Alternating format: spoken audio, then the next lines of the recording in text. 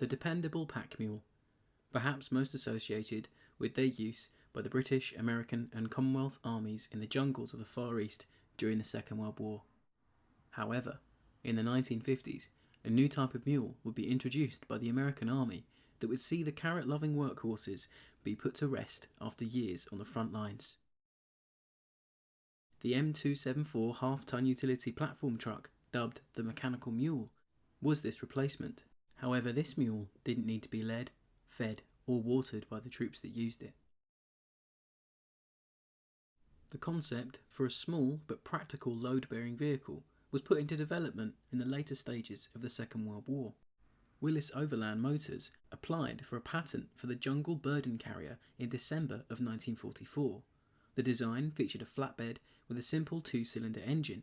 The prototype was designed by Chief Engineer of Willis Overland, Delmar Roos, co-designer of the famous Willis MB Jeep. By the late 40s, the US Army were trialling a small number of these vehicles. After these initial trial periods in the early 50s, a full order for the Mechanical Mule was put in 1957. A total of 11,240 mules were manufactured by Willis Overland. The conflict I most associate with the mule is the Vietnam War.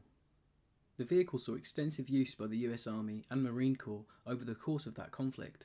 The small and rugged vehicle was perfect for the enclosed jungles of the region and could easily be airlifted or dropped exactly where it was needed by helicopter into combat zones or into remote fire bases. As well as being able to ferry wounded men and carry ammunition and supplies, the Mechanical Mule also found itself being used as a weapons platform by the US Marine Corps during the Vietnam War. The mule could be used to transport the 106mm recoilless rifle into the combat zone, as well as machine guns and other heavy weapons.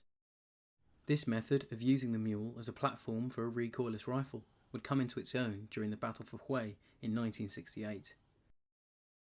Retired Marine Corps Lieutenant General George Christmas, who at the time was a captain, describes the use of a mule to help them turn the tide of the fighting in their favour in 1968. Machine guns had pinned down the troops under his command. While thinking of a solution to their predicament, a lance corporal approached him with a solution. Talking after the war, he described what happened next. "Sir, I'll roll my gun right out the door, fire it down the street. You know how big the round is. They'll pull in their heads and you can run the whole company across the street, concealed by the gun's backblast, if you want to." This ad hoc method of using the mule to cross the road was captured on film by combat cameramen, and is another instance of men finding ingenious uses for weapons and equipment while under fire. The Mechanical Mule was used by the US Army until the early 1980s, until it was eventually replaced by the Humvee and a military version of the M-Gator tractor built by the John Deere Company.